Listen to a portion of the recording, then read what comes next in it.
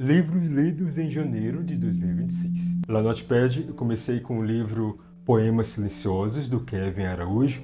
Eu acompanho o Kevin já há muito tempo e eu fico muito feliz quando eu vejo um autor que, ao longo de todos esses anos, teve aí seu processo de ficar um tempo sem publicar, depois voltar. E agora, nos últimos meses, o Kevin tem se empenhado mais em publicar obras de uma forma mais constante. E fazendo isso dentro do Wattpad. É de um respeito pelo próprio nome e também pelas pessoas que o acompanham lá na plataforma. Poemas Silenciosos, como o nome sugere, é um livro de poemas sobre a frivolidade do dia a dia e como você encontra silêncio em um mundo que está cada vez mais belicoso e apático diante dos horrores que temos visto ao nosso redor. E também do Kevin eu li esse conto aí, Invento o Caos.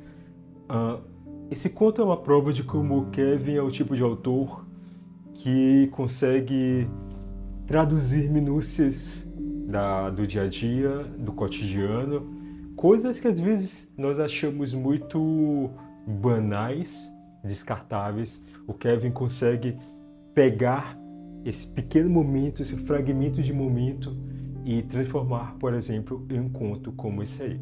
Esse aí são dois amigos que estão em um bar, altas horas da noite, conversando.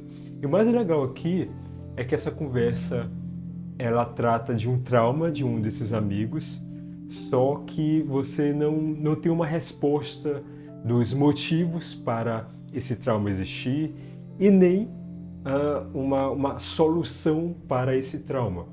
Não é o ponto aqui. O legal do Kevin é que ele consegue fazer narrativas que não exatamente te dão respostas, mas te propõem uma experiência dentro daquele momento. Nesse caso, uma experiência de um momento de empatia entre esses dois amigos, simplesmente em um bar, conversando sobre as incongruências da vida. Muito bonito. No ambiente digital, de um modo geral, eu comecei com o livro Encantado, As Desventuras de Severino do Sertão, do Josué Vernalha. Isso aqui, eu, ao longo da leitura, comecei a perceber que ele tem uma estrutura que remete muito aos jogos de RPG de mesa. Você tem um grupo que vai sair em uma aventura, nesse caso aqui, é uma aventura pelo sertão, guiados por esse personagem central que é o Severino. Diante disso, eu cheguei à conclusão que Encantado é um RPG regional. Isso foi muito massa. O livro tem sérios problemas ortográficos e gramaticais, alguns probleminhas de continuidade, só que apesar disso tudo, eu prossegui na leitura porque a história me convenceu. Eu achei muito massa como Josué Vernalha conseguiu criar uma narrativa que enaltece a riqueza do sertão para além do estereótipo de ser uma terra árida ou uma terra inóspita, ou ser apenas aquela paleta de cores de, sei lá, amarelo, laranja, bege, cinza e branco. Aqui você tem uma diversidade de narrativas dentro do sertão e também uma diversidade social que está bem representada nesse grupo do Severino. Valeu a pena. O Coração da Fera e a Alma da Plebeia, do Renato Cordeiro, também é uma fantasia, assim como Encantado, só que aqui é aparentemente aquele tipo de fantasia que você pensa que é óbvio, porque é a história de um príncipe que foi amaldiçoado e ele é salvo por uma plebeia. É muito comum, uma narrativa muito comum. E no começo eu comecei a ficar nessa ponderação se não seria um livro que está ali fazendo o óbvio. E não. Quando eu comecei a ler este livro, esta obra, como um conto de fadas contemporâneo, a minha mente mudou. Porque o que o Renato faz aqui é trazer o conto de fadas, especificamente a Bela e a Fera, que é a base dessa história, e ele pegou tudo isso e trouxe para o Brasil colonial. Tanto é que os personagens eles têm nomes, hábitos, o linguajar brasileiro, nosso. E ver esse tipo de localização em uma narrativa como essa, uma fantasia, isso enriquece muito o autor e a obra. Foi um grande achado. O Último Casal da Fada Madrinha, de Mariana Leão, também é aquele tipo de obra que você vê ali à primeira vista e pensa que é mais uma historinha de romance clichê com fadas. Mas não. Muito gostosinho de ler, muito divertido, aquele livro para você pegar e relaxar. Só que não se engane, vai muito, muito, muito além do romance. Mariana Leão conseguiu criar uma obra, uma narrativa que brinca com vários conceitos que nós temos em relação a esse universo de fadas, e ele puxa tudo isso para moldar essas fadas ao modo dela. Eu acho fantástico quando um autor, uma autora, pega algo que já é tão estabelecido, um tipo de narrativa tão estabelecida, e vai alimentando e costurando suas próprias vivências, suas próprias noções sociais para transformar o que já está estabelecido em algo único. Mariana Leão me traz, a meu ver, uma obra única dentro desse universo de fadas. Isaac Asimov, George Orwell, Ursula Le Guin, tudo isso está contido, está presente neste livro aí, A Nova Ordem, do Idel Sena. Eu amo ficção científica. A minha base é Isaac Asimov, é um dos meus autores favoritos, desde gurizinho. E, diante disso, eu sou muito chato com livros de ficção científica. Porque, como o próprio Isaac Asimov sempre falava, e isso lá atrás, viu, na década de 60, 70, a ficção científica ela não é sobre o futuro. A ficção científica é sobre como o autor ele enxerga o seu presente, ele enxerga os problemas que estão nesse tempo presente e ele envolve todas essas questões com esse pano de fundo futurista. O Idel nos traz exatamente isso. O que nós temos aqui é holocausto, eugenia, segregação, muros erguidos por causa de aspectos políticos, a forma como nós, como sociedade, temos uma violência simbólica tão forte em cima das mulheres. Temos aqui a hipocrisia financeira, a diferenciação de classes. O Idel conseguiu traduzir esses anos 2020 através desse universo de ficção científica.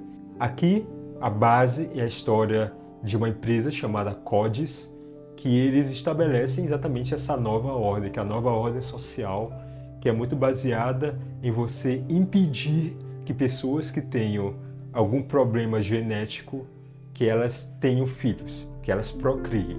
Sendo assim, eles moldaram uma separação social entre as pessoas que não têm problemas genéticos e as pessoas que têm problemas genéticos. E essas daqui que têm problemas genéticos, elas são esterilizadas. Isso remete muito a um certo bigodinho que existiu há décadas atrás. Só isso aí já prova como o autor ele foi muito sagaz em pegar essas questões culturais, históricas, políticas, econômicas, sociais e vomitar nessa obra. E o livro é surpreendente, muito rico, muito bem construído e me prendeu. Eu adorei. O José Eduardo Jordão publicou esse livro Sozinho no Fim do Mundo há um tempo. Ele está também há um bom tempo na minha lista de compras, só que eu ainda não tive a oportunidade, o empenho de ler. Só que aí no final de 2025 ele pegou um capítulo desse livro, Sozinho no Fim do Mundo, e publicou como se fosse um capítulo especial de Natal. Foi muito esperto, fica aí até como uma dica para você. Se você tiver aí na tua narrativa, no teu livro, um capítulo que possa se encaixar nessas datas, sei lá, Natal, São João, Carnaval, fim de ano, Dia dos Namorados, você pode pegar esse capítulo e publicar ali de forma gratuita para atrair as pessoas e, consequentemente, direcioná-las para o romance, para a obra maior que comporta esse capítulo único. E aqui, nesse capítulo de Natal, de Sozinho no Fim do Mundo, o José Eduardo Jordão me provou que eu preciso ler esse livro.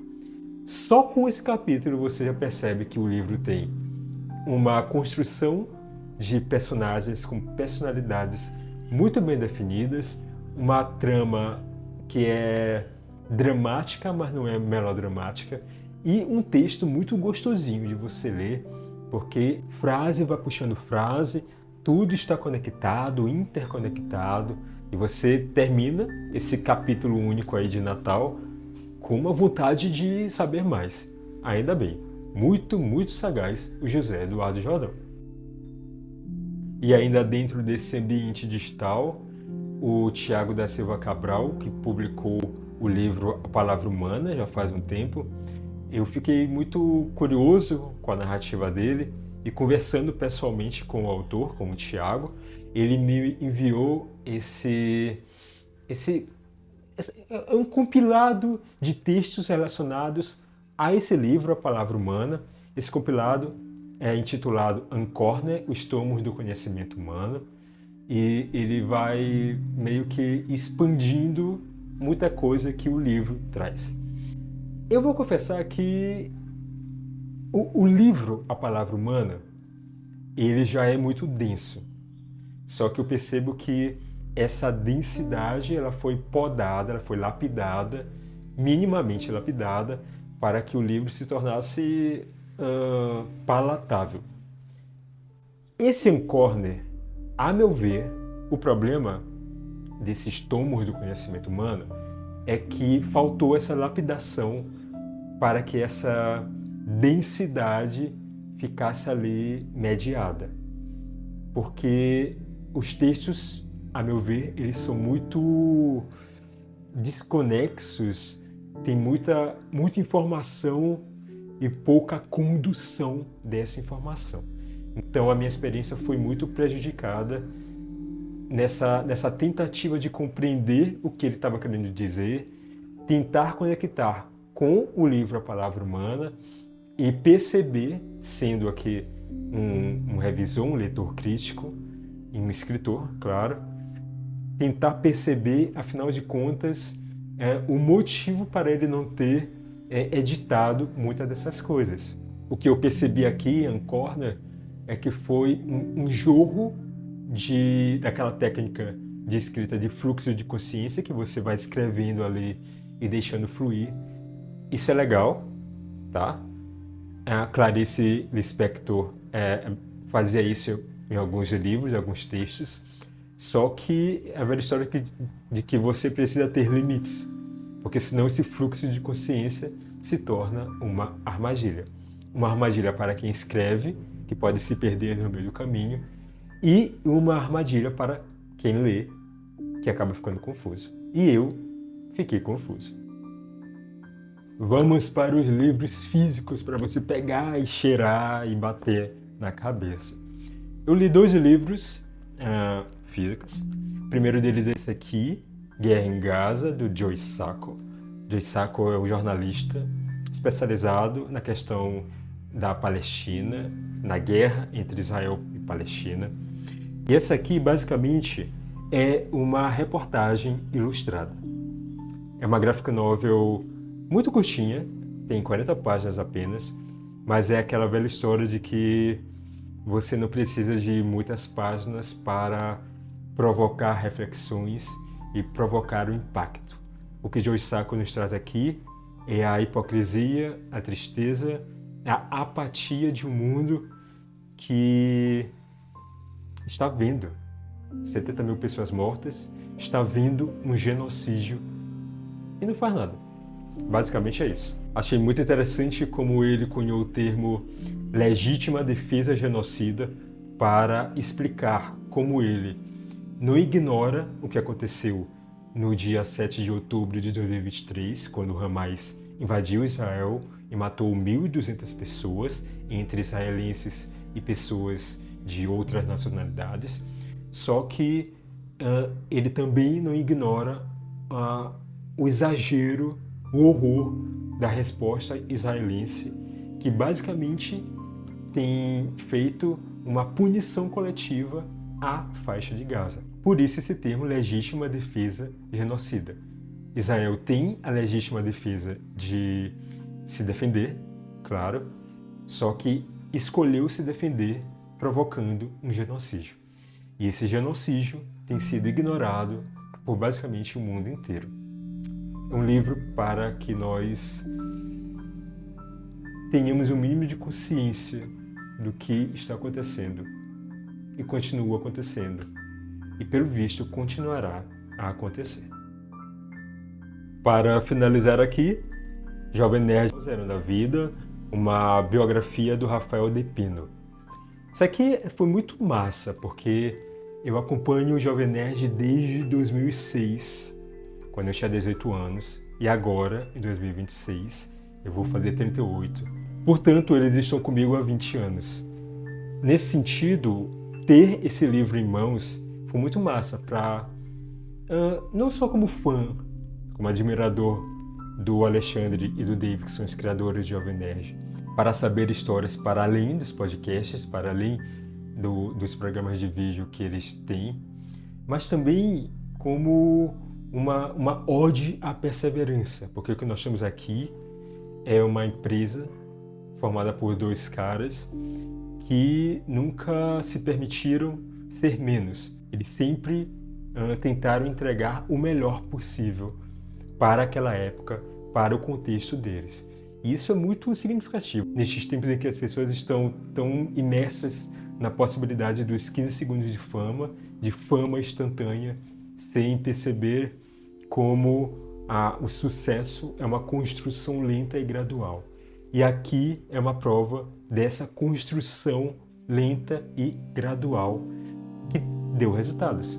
Os caras têm mais de 1.000 episódios do podcast, 1 bilhão de downloads, mais de 1 bilhão, estão no cinema, estão em jogos de videogame, estão em lojas com produtos, camisetas, action figures, várias outras coisas.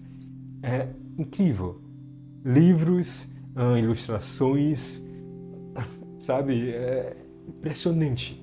E tudo isso está aqui, nessa ode ao trabalho árduo. Um ponto que me chamou muita atenção é porque o Rafael de Pino, a meu ver, ele tinha um desafio muito grande em mãos. Porque isso aqui é a biografia do site Jovem Nerd e, consequentemente, também do Alexandre e do Dave. E aí, como é que você faz isso? Como é que você produz o que eu chamo desse quebra-cabeça biográfico? Isso é muito complicado. E a solução do Rafael de Pino eu achei genial, maravilhosa. Ele foi falando da vida deles dois, mostrando como a vida deles foi uma convergência para formar o Jovem Nerd, mas também trazendo mini-biografias dos amigos deles, de cada pessoa que, direta ou indiretamente, contribuiu para o Jovem Nerd hoje, 20 anos depois, ser o que ele é. Isso é massa porque mostra a base do podcast deles, que sempre foi ser uma espécie de mesa de bar. Você reúne os amigos para conversar ali de uma forma muito mais solta. E o podcast deles, há 20 anos, é assim. A essência continua. E também mostrar como ninguém cresce sozinho. Isso também é algo muito bonito. Eles dois são importantes, são as mentes por trás de todo esse conglomerado de sucesso, só que eles estenderam a mão a muitas pessoas. Um terceiro ponto que eu achei maravilhoso nesta biografia é que ele não foi chapa branca. Ele não deixou de lado certos problemas que o Jovem Nerd traz, especialmente o podcast. Problemas especificamente da linguagem. Eles são fruto de terem nascido ali na década de 70, 80, Portanto, tem muitos preconceitos que estão na mente, sabe? Isso ao longo desses 20 anos, escutando, foi muito pesado escutar certas coisas, certas falas deles. Só que, ao mesmo tempo, ao longo desses 20 anos, eu pude ver a evolução deles para admitir os erros e para mudar as falas e ter mais consciência social do que está acontecendo ao redor e da importância deles como criadores de conteúdo. E o Rafael de Pino foi muito certeiro nesse ponto. Finalizar janeiro com este livro foi muito simbólico. Espero que você também tenha tido boas leituras neste começo de ano e que possamos dialogar sobre elas. Se você quiser me indicar algum livro, eu ficaria muito feliz, já que eu estou mais focado em leitura crítica este ano. Então seria uma grande, grande ajuda eu ter mais indicações para além da minha bolha aqui, onde eu estou inserido. Muito obrigado pela companhia. Até a próxima.